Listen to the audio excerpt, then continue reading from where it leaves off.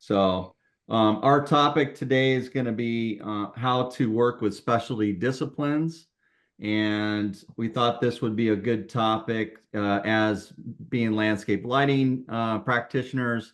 We need to learn how to engage with different specialties. So, I was going to let George kind of lead this. I have some questions, but George, would you like to say anything about this, or what's your feeling about the different disciplines out there, and what would you consider a specialty type discipline? Well, number one, landscape architects, Mm-hmm. architects, interior designers, um, those three. General contractors would be under that as well, but primarily they're not design. They're listening to the architect, landscape architect, and interior designer. I invited Jeff Blakely. Jeff is actually, I'll flatter you, Jeff, but it's honest truth. He is really the landscape architect in Palm Beach. We're both semi-retired. We do a little bit of work now, but Jeff and Jeff's dad, and I've known them for what, 40 years, maybe more. They really are responsible for what you see in Palm Beach, and the area. And I guess you are the authority, Jeff. And I've you know, known I've known George so long we both had hair. yeah, we did, didn't we? I had 3 or 4 of them anyway. Right. We've done a lot of projects together and had a lot of fun. Jeff has learned lighting. I mean, you've really done a lot on your own, Jeff. You've watched a lot of what I've done, and you have your own ideas, and we had a very unique way of working together. Jeff could tell me after he saw what I was doing, he could tell me what he wanted. And if I needed something, I say, Jeff, I need some height maybe here, or what are you thinking? Can you do something? Or he would say, George, can you, if I do this, can you do that? We had a great relationship, and it's almost unusual, Jeff, that we were able to work that close, because a lot of the landscape architects will not work with you like that. It was very unique.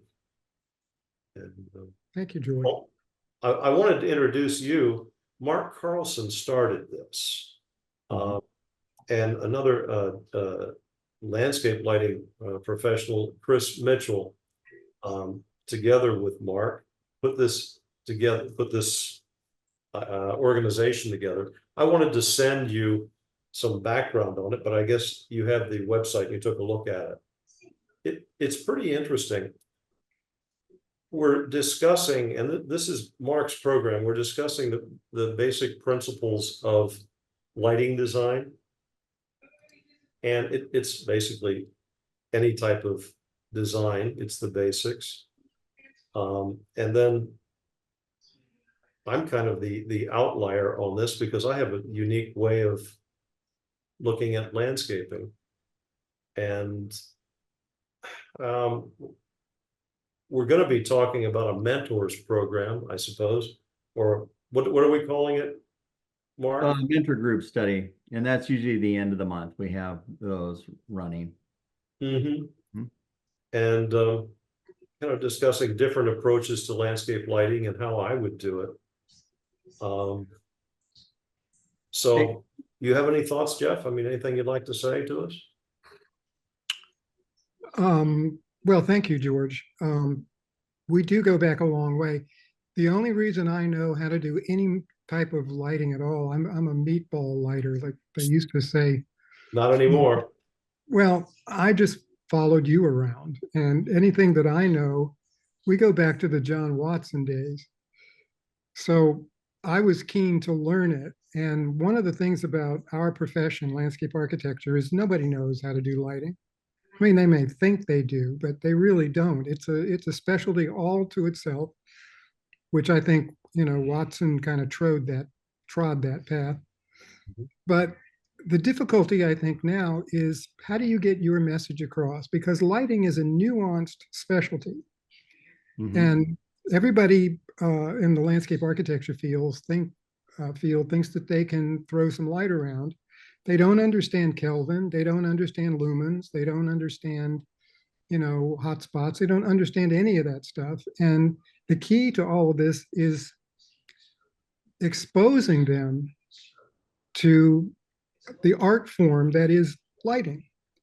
One of the problems that is happening now is the box that all lighting professionals are put in by the rules and regulations promulgated by the municipalities. I do plan reviews for some gated communities, and you can't use a lumen over 2,700 degrees Kelvin. Hmm. So if you want 1930 stage lighting, that's it. You got it. It's terrific. So I've asked, where did that come from? I mean, sunshine is 5,000 and reds are reds and blues are blues and yellows are yellows. So why do we have to be stuck with 2,700 degrees? I can't get a straight answer. You also can't use mercury. You can't use metal. So you really need a professional that is honed to the level of being able to do something creative when their hands are tied. So, I mean, most landscape architects can go to the shelf. They can go to Kim. They can go to any number of lighting distributors, pull something off the shelf. And in Palm Beach, for instance, you can do low voltage, and they don't really understand that you can get more lumens per watt out of 75 watts of low voltage as you can out of 150 of line voltage. That's You true. can't explain it to them. I mean, it's like, you get a blank look. So it's a very difficult situation, and I think that the way to attack it is through continuing education. We have to take 16 hours of continuing education every 2 years. And since none of this really gets taught, at least I didn't learn it in college, I had to learn a lot of things after I graduated or became a registered landscape architect. Not the least of which was how to do irrigation plans and lighting plans and read lighting plans and understand them. Mhm. So if you could approach it through the state licensing board, through the DPR, and actually get some coursework that would give credit to landscape architects for continuing ed, that would be, I think, a good place to start. We've Right. talked about it, but we've got 50 states, it's so difficult to do. Mark, we know you and I have discussed this, and we've tried to Yeah. see what we could work out. Hey, Jeff, I'm sorry, George. Is there, being that you're involved with all the landscape architects, is there a way through the ASLA to get more directly involved to offer courses to help, the core of people that are out there from that perspective versus trying to go through it from a state perspective? Well, that's an interesting idea. I would try Emily O'Mahony, which is with Gentile Holloway and O'Mahony. I've talked with her. Yeah, and she's the national president of ASLA, or she was. I don't know if her term was up, but that would be a good way to go. Yeah, the ASLA would be good.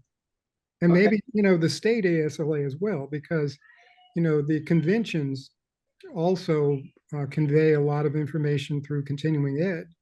So you Right. can get 8 or 9 or 10 hours through the state conventions. So that's probably a good idea. Okay. No, I appreciate it. I don't mean to get sidetracked, but I think that's an area. I know Tim here is more involved with landscape architects himself. And, I think it's a good avenue for all of us. We need to find a way to better work together. So then that way, again, we align with the same common thoughts and trying to help you guys grow to whatever level you wish to get to. But it's been a hard challenge to try to cross that bridge. So anyway, We have such a number of outdoor lighting people now doing low voltage lighting. And some of it's good, most of it's not. Most of it's just putting lights under trees and seeing how many fixtures, everybody talks about how great their fixtures are. Well, some of them are really great. But I just sent Mark some pictures of the Royal Poinciana Plaza, Jeff, you know that one. Mhm. They've got low voltage lighting all over it, and it's horrendous. And they spent a fortune on it. So, you know, where that came from, who knows? But that seems to be the problem.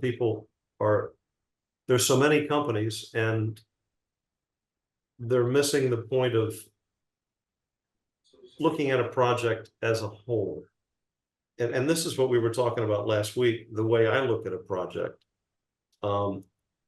Jeff will do a plan, or a landscape architect will do a plan, and we'll talk about what he wants and what the homeowner wants, and you know what the goal is.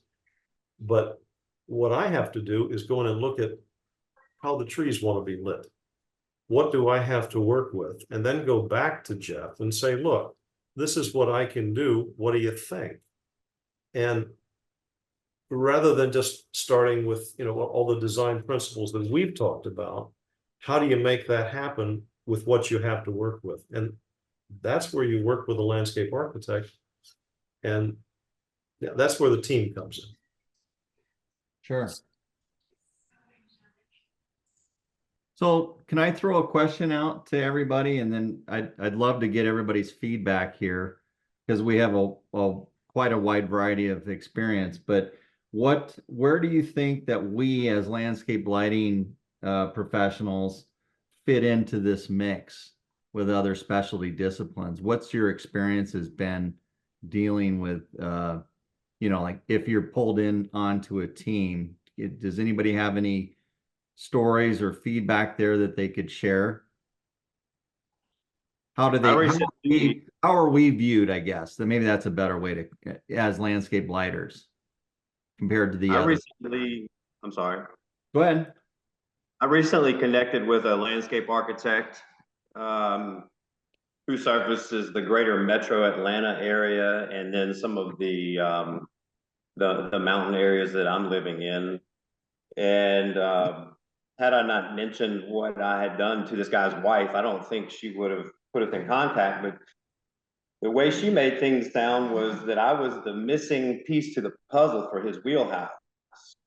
And being so new to this industry, I'm not sure if maybe some landscape architects are hesitant to work with lighting guys because, and I was actually typing this message, but I'm gonna go ahead and just ask it. Maybe landscape architects are hesitant to work with us because at the end of the day, maybe we're not quite painting the picture that they would want their clients to have. I've used the photometrics approach and the beam spread and the Kelvin and things like that. And I think once I mentioned all of that, it did spark interest with him, and he seems like he wants to do some things moving forward. But I would think they would be, you know, hand in hand industries that work together, because I have no interest in going out and putting plants in the ground. But at the end of the day, I do understand the glare concepts and how different different plants have reflective light from their leaves and things like that. So I would think, or I'm hoping, that once you establish a relationship and you at least get one under your belt, that we could probably pull in more jobs working with people like that. Am I wrong? Anybody? Well, I guess my experience has been the professionals, whether it be an architect, landscape architect, interior designers, they're going to want to see what you do.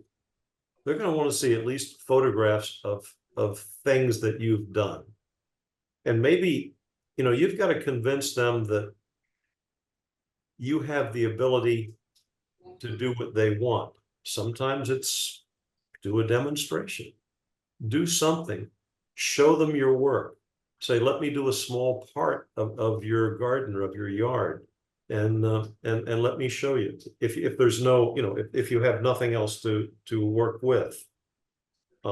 Jeff, what do you think? I mean, how would you approach meeting a new professional and you're saying, here, look at me, I do this. Well, You get it all the time. I'm going back to when you and I met, which was 1978 or 79, Yeah, and I was greener than grass about everything. But you were patient, and I was really anxious to learn. So I introduced you to clients of mine. But the hesitation usually happened with, the alpha architect who felt threatened because he was losing control of his client with stuff that he really didn't understand. And he was turning it over to someone that had a vocabulary that he didn't. So I think that's a problem. I think ego, we don't talk about it much, but I think that's an issue as well. That people don't want to feel threatened. And I know many architects, feel like they could do this. There's no magic to this. I can do this. I just put some lights here and there. They don't really understand the nuance of it unless you show them. And then they want to learn it to the degree that maybe they want to do it and, not bring you in, which is also another problem. that is. Yeah. So anyway, I'm doing all the talking here. Oh, no, good. That's a great perspective. You've got to find the right fit. You've got to find the right professional to work with, because you're going to get all of that. And you will find professionals that do want to work with you. Hey, Josh, do you have any thoughts on this, or Tim? Good. I just ran into this situation with an interior designer that was bringing me in on a big project, and with a builder remodeler, and the homeowner has used this builder developer for a long time, and so they were the source of all knowledge on everything, I guess. And so the interior designer wanted to bring me in on this lighting situation, and they told her that because of their assumption with low voltage lighting, especially in markets like mine where you don't have to be a licensed electrician, so every landscaper, lawn guy, is a lighting professional, supposedly. He said, no, we need an electrician to put in these line voltage big, globe fixtures to get what we need. And so it was just an educational thing with the interior designer, because she came to me like, are you not the right person for this? And so it was just educating her on why we're a little bit different, and the types of things that we can do even with low voltage. And if line voltage is the answer, then at least we can help with the design and some of those decisions, especially with an interior designer, right? It's all about the feel and the flow and all of those things that they love. And so, taking those angles with her got her re-excited, reinvigorated, and luckily I wasn't kicked off the project. So, but to your point, I mean, it's just that education and keeping those lines of communication open with those people. Sure. Thank you. I have a question. Oh, go ahead. Every profession or sub-profession has some kind of an organization. Landscape architects are ASLA, architects are AIA, the irrigation people have a society. What's the lighting group? Is there one? See, I don't even know. Well, go ahead, Tim. I said therein lies the problem, because I think part of why we're not recognized. And look, Jeff, there's a couple problems with our industry. I work with quite a few landscape architects, and it's kind of all the same thing. To your point, we really don't have third-party accreditation where we're having to require CEUs. I think that would be something that would be very good for our industry, because I think in the public perception, when we're dealing with white-collar professionals, they're looking at landscape lighting as every Joe in a pickup truck, because most people in the landscape lighting industry, they present themselves as contractors. And that's in the view of a professional, they're looked down upon as contractors. Mhm. Most people in the landscape lighting industry, they don't speak the language of landscape architects. They don't understand plan sets, SDs, DDs, CDs. They don't understand all that process of how these things go together. So they're speaking an entirely different language. We're more on, the artistic side, but we still need to be able to communicate that with landscape architects. Right. So therein lies a little bit of a challenge for us. And again, I think it comes back to education. We have twofold. It's education, number one.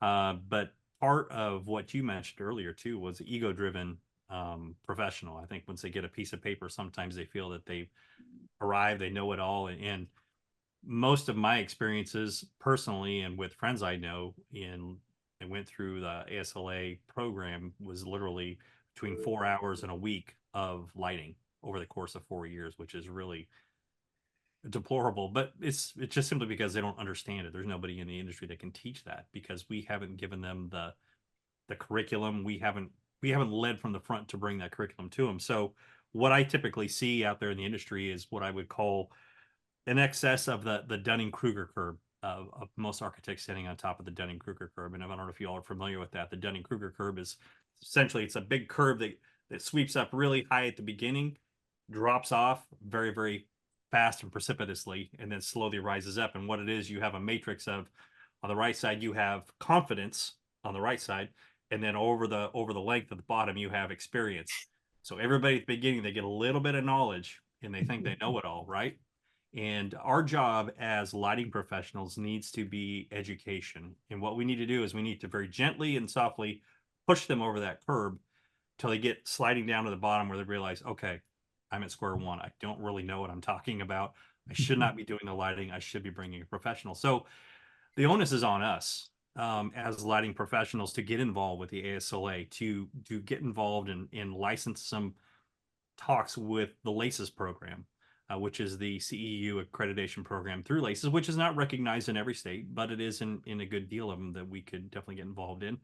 There are some states that don't have any type of CEU program, such as Colorado, which seems odd to me, but there are a few states like that. So the more we can get involved in speaking engagements, in fact, I'm speaking at the National ASLA conference with an architect out of Texas. So we're trying to bring more awareness to the lighting, and I'm trying to get involved with more talks, presenting more talks in local state ASLA programs, setting up booths there, trying to get involved through the different organizations as well, so that we can have some representation. I think it really just comes down to educating about the art, and we need to stop portraying ourselves as contractors, honestly. Yeah. And I don't know how you do that with some people, but honestly, educate yourself a little bit. Obviously, speak some of the language that landscape architects learn, and be able to get with them on a level playing field so that you can work better with them. And I'd be curious, as far as Jeff goes, I always ask my architect partners this. We do bring a service, and once they understand what we do, they realize it's a valuable service that we can bring to their clients. But I'm always curious, what type of tools could we offer? What type of tools could we put in the hands of landscape architects that would make it easier for them to be able to show, tell, present lighting, present good lighting? Because most of the time they don't have these type of assets that they can just go and put into their presentations. And so two things happen. Most of the time it's either they try to pull something out of their library, they'll pull something out, spec something out, and they usually have 4 to 5 different types of products that they'll spec, whether it be BK, Hunza, HK, Excelsior, Aurora, right? It's one of those. And they'll pull those out and put those in those projects, or they send it off to their landscape contractor. And that's usually never a good idea. Or they goes to an EE, right? And when it's going to a commercial job, it'll go to an EE, and he'll design it out and specify product that ways too. So both those solutions are not good. And so we need to find some place in the middle where we can be an asset to them and show them a better way. It's just, again, it just comes back to education. And frankly, I think, I'm sure Jeff would probably agree. It's just a slow road, and it's building those relationships. And some of these guys are never going to understand your values. So it's just like working with a residential client. We may see somebody that is a big office and good potential, but if they don't recognize your value, then you're just barking up the wrong tree. There's an office I would love to get into in Nashville. They're probably the preeminent landscape architect in the Nashville area, but they won't give me the time of day because they do everything internally and it's terrible. But in their mind, they think they're doing the best thing out there, and their projects always look terrible. So it's hard to get them to understand and hard to train them. It's hard to even get into their office to do a lunch and learn, or get in front of the right people. So it's a consistent message we have to keep putting out, and it just takes time, and some people will hear us and some won't. So we just What about architects, Tim? so I've had some pretty good luck with architects, surprisingly. Here's what I found. So we had a meeting with not only architects, but with high-end builders. So it was in Denver 3 weeks ago, and we met with probably the top 3 builders in Denver. The top one we met with, their minimum home is like 30,000 to 50,000, or not 40,000 square feet. They build 2 to 3 a year. They're just massive. And this was a conversation I had when we got about an hour and a half to sit in the room with all the key decision makers. And I said, look, John, I said, you guys have a very prominent name in your industry. I said, why is that? He says, well, because, you know, we build a very quality house. And I go, well, how do you do that? He says, well, we bring in the very best trades that we can. We have artisans that do this and artisans that do that. I said, exactly. I said, you have a tradesman and an artisan for every single piece and part inside your home. You have guys that do the paint, you have guys that do the trim, you have guys that do the floor, and you name it, every little piece and part. And I said, that is what has given your company the name that it is, because you're partners, right? I said, there's a disconnect. I said, who does all your outside? Well, we have one landscape company that does it. I go, well, how does that make sense compared to what you're doing on the inside? You have all these trades to build a living space inside, but when it comes outside, you give it all to one. I said, most of these guys, they're a jack of all trades and a master of maybe 1 or 2, really, at best. Yeah. And they may have some competencies in the other ones, but I said, honestly, I said, John, you're doing yourself, your company, and your customers a disservice. Your professional clients that are out working all day, when they come home at 7 o'clock, what do you have for them? And what I said, what it really comes down to is your landscapers, they take a very prescriptive approach to lighting. Mm-hmm. It's light the walkways, throw a little light in the trees, make sure the walkways are safe and the stairs. And that's very important. We do need to make sure that accessibility and access in the site is safety. That's very important. Like I said, the main difference between what we do and what they do is they take a prescriptive approach to your lighting. We take an artistic approach to it. We take a holistic approach where we're looking at the whole outdoor room and a whole experience, much like you would have inside your house. I said, it's up to you, Mr. Architect, Mr. Builder. I said, you guys are the gatekeepers. You guys are the ones that decide the success and the reputation of your business by the trades that you choose. So you can decide to choose a professional outdoor lighting designer. You can choose to use them in your work. You can tell Mr. Landscaper, well, Mr. Landscaper, sorry, you're going to do the hardscape and the landscape and the irrigation, but when it comes to lighting, this is our team. These are the guys that come in and do it. I said, the power is in your hands. And they got it. They understood it. And that made sense to them. So I think it's more conversations like that where we're talking about individual trades. And sorry, that was a really long rant on all that. So that's kind of been my experience. That's very good. It's very good insights. Thank you. Mm-hmm. Jeff, do you mind re-highlighting how you said they take a prescriptive approach and we take what approach? Artistic. Artistic. Oh, I'm sorry, Tim. My bad. That's okay. Yeah, it's a prescriptive versus an artistic approach. That's very good. Gotcha.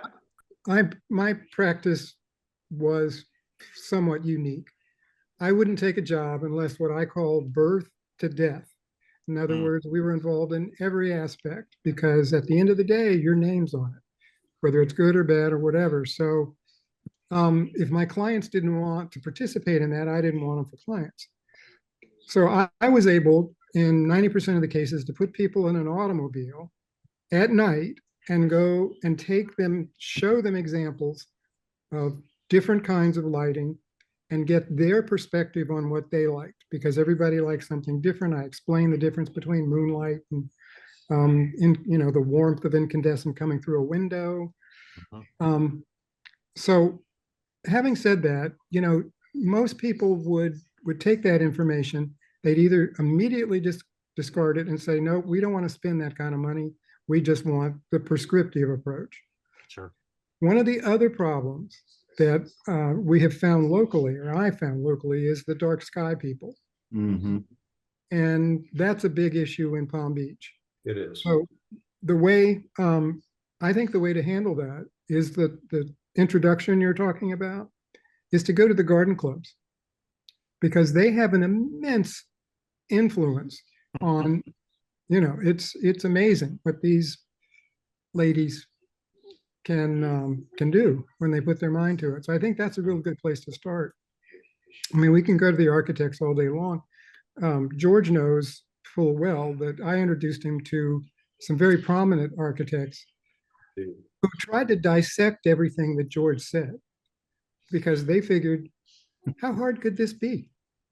So you have to take them out at night, and you've really got to show them the difference. And sometimes it's hard to perceive.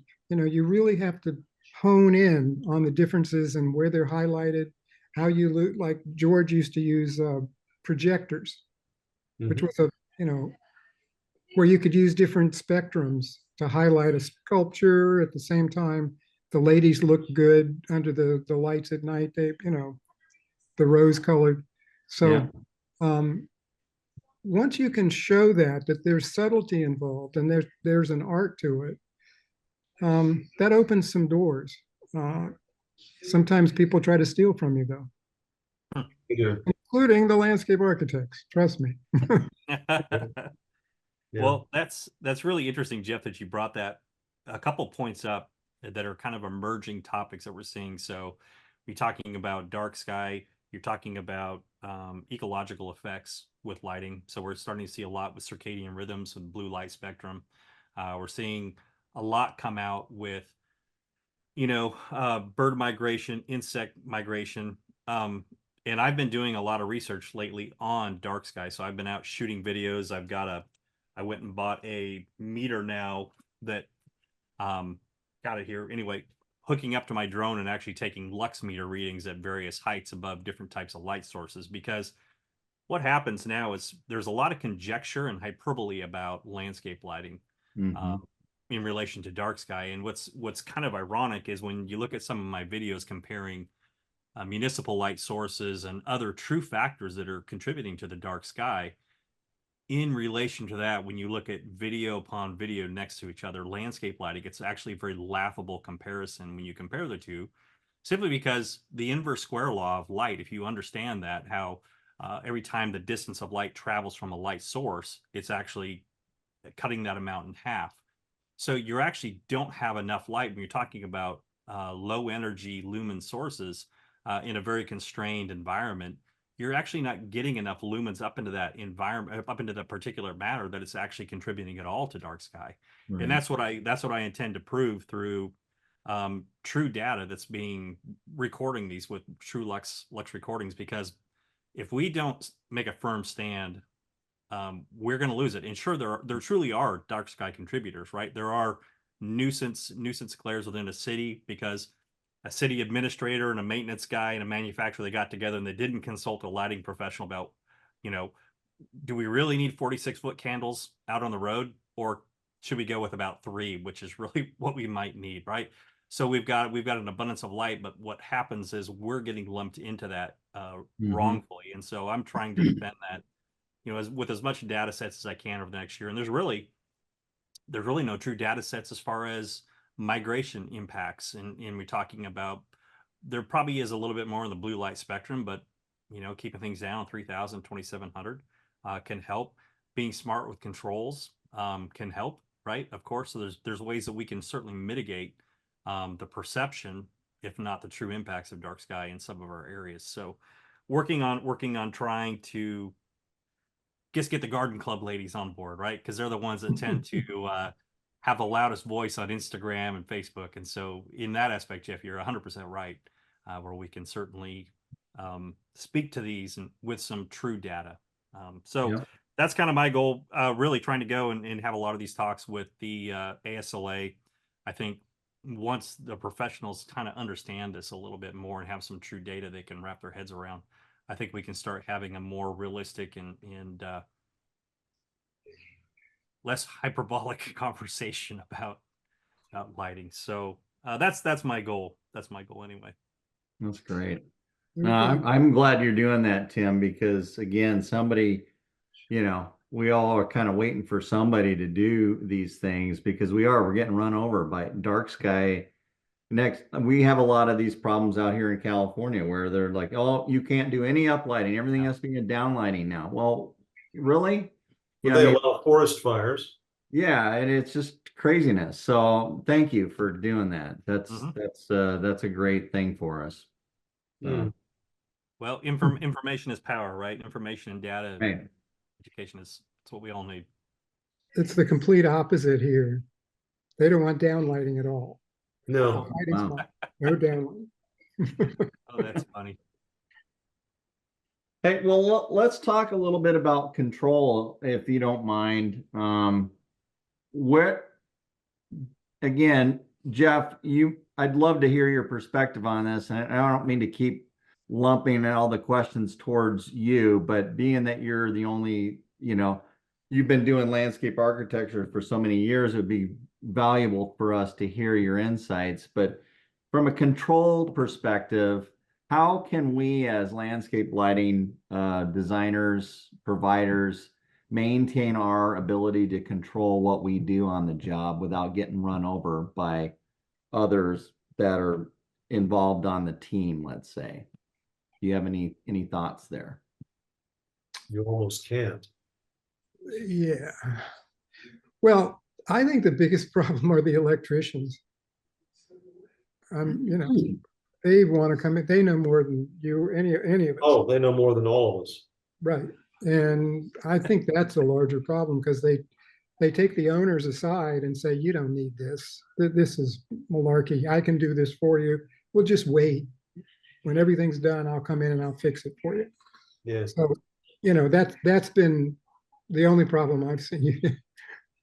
That if you can deal with that, and maybe you do that through licensing, the only people that can actually do this is a landscape architect or a lighting professional. There's some credential for that lighting person. And Yeah. right now you're telling me there aren't any, because anybody who comes in can wave a flag and say, I'm a pro. So Yeah. We have so many certifications, Jeff, in our industry, it's ridiculous. hmm, It's and none of them have any, Well, there's no one authority that kind of no one governs authority. everything, No. right? mhm, Well, you need something that's recognized. I yeah, don't care what group it is, but you need something that's recognized by a third party, and it can't even be IES. You got to have somebody else out there that would recognize it, because if until you have a recognized certification and a set of guidelines, I would say, that everybody has to adhere to and sign off to, Yeah. and have further CEUs that have to be complied with. When you have an independent board that's governing that, then I think you're looking at probably better recognition by another professional set, whether it be architects, landscape architects, or somebody else in the Well, that's even why, the ASID, Tim, I always work through landscape architects when I can. for sure. Because they're going to be presenting the plans and they're going to have to be comfortable with what I'm doing. Because that's the only credential I have. That's true. Right. Yeah. We have to show what we do, right? Show That's the it. value, and try to be a valuable. I always say, look, whenever I'm calling up a landscape architect on a cold call, Mhm. I just simply introduce myself and say, look, I know you guys are probably doing some of this stuff in house, but I really think we could be an asset to your team. And all we want to do, I don't want any of the glory. I don't want any of that. I want your team to shine. I want you to be a better representative for your client by having the right partner. Mhm. And if we can be an asset for you in some regards, please let us do that for you. Yeah. And I try to do it. Some people are open, some are not. So we're not. hmm, Yeah, I think that's a good way to approach it because again, I know it's been discussed here already about the ego issues. It's hard to, you don't want to make anybody feel from the other professions like we're trying to overstep them, but we know that we can do a really good job for them. We just need, how can we support them take that type of an approach? Like you say, I think that's our best way to Mhm. gain that confidence or that relationship for sure.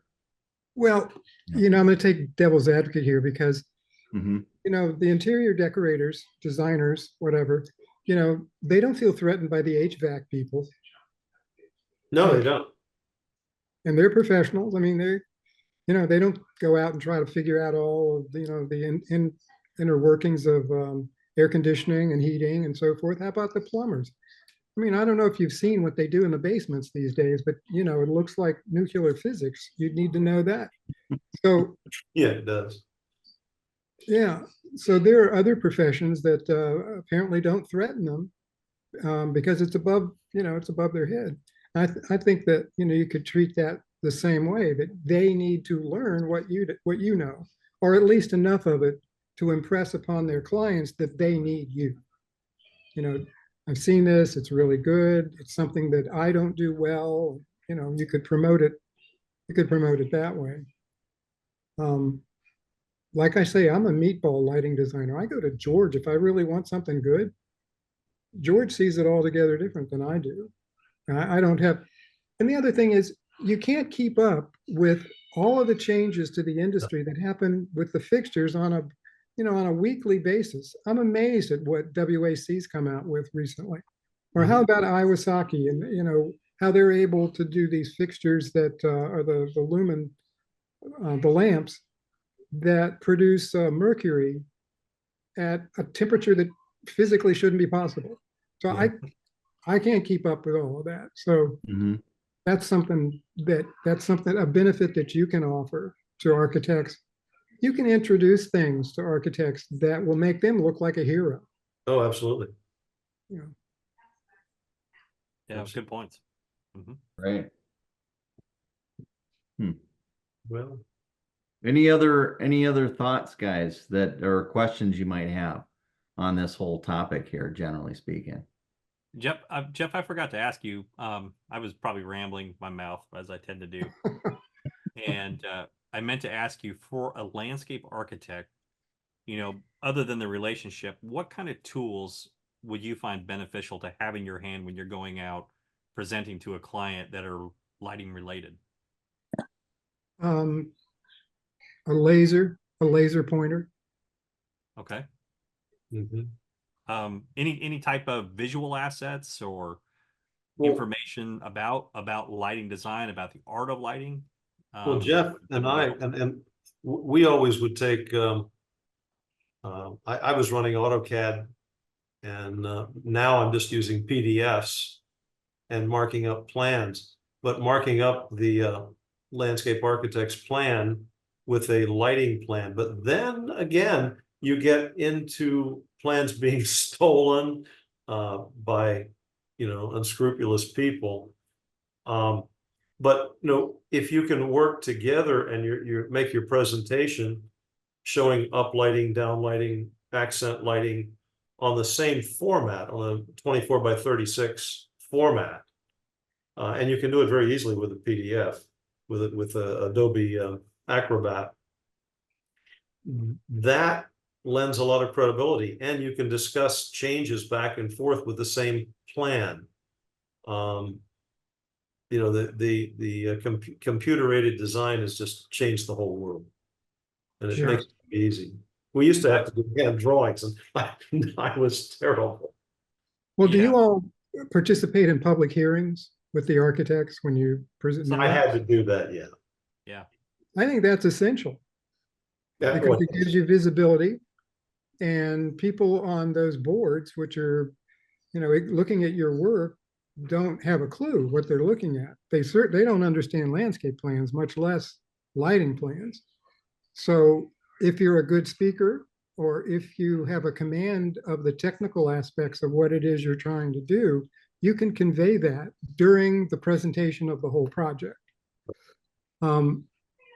Some people are better at that than others, and you have to have a receptive audience to begin with. So I think I saw Vernon Daniels do one. I don't know if anybody knows Vernon. He used to work with George, or no, he worked with John Watson when You Watson worked with Watson, yeah, I knew it, yeah. the Palm Beach office. Yeah. He used to bring fixtures to the meeting, spun copper fixtures. And I don't know if it helped or not, but he used to he wasn't there with anybody else but himself. And he would present lighting as a single object, single element Mhm. of the landscape. I don't know if you know, well, you wouldn't know anything about Palm Beach, but you can't put a fixture in the ground that's capable of using 100-watt fixture. So the fixture itself, you could spec a fixture, and you could say it could have 75 watts in it. But if it's capable of holding a 100-watt fixture, you can't specify it, which was the reason a lot of us went to low voltage, because they didn't understand that 100-watt thing was just kind of a bogus, you know. So Vernon couldn't use his fixtures, which were, the copper fixtures with the spun copper hoods, and, kind of like Greenlee, only in copper. Right. And, they made an ordinance after that you couldn't use a 100-watt fixture. So part of what your job is to educate the people that write the codes. They really don't understand, the electrical part of it. Mm-hmm. Good. Awesome. Oh, what do you think, George? Anything else? Any other questions or thoughts on this topic here about working with specialty disciplines? No, I think we pretty well covered it. Jeff, thank you Okay. very much. What's Thanks coming for up letting next me. month? What's coming up next time? We've got at the end of this month, you're going to be leading the course on positioning of downlights in trees, Okay, like tree work, basically. okay, So that's our mentor group study. And then our next webinar will be next month, and that's on approaching the design concept. So I've got these all listed on the website, Right. and then also we'll send out on the newsletter. So George, do they still make C5 tree bases? yes. Yeah, they do. Yeah. Olin, Josh, you guys have any other final questions, or you good? No, I think we're good, or at least I'm good anyway. This was, this hit a couple of very detailed areas that I was curious of learning on. So that's great. Excellent. Thanks Okay. for letting me jump in here. I appreciate Oh, we loved the it. Thank you, opportunity. Jeff. It was You're very welcome. You're insightful. welcome next time if you'd like. I mean, Yeah. you could, we'd love you to be a part of us, Jeff. I'm not looking for a job. You don't have one.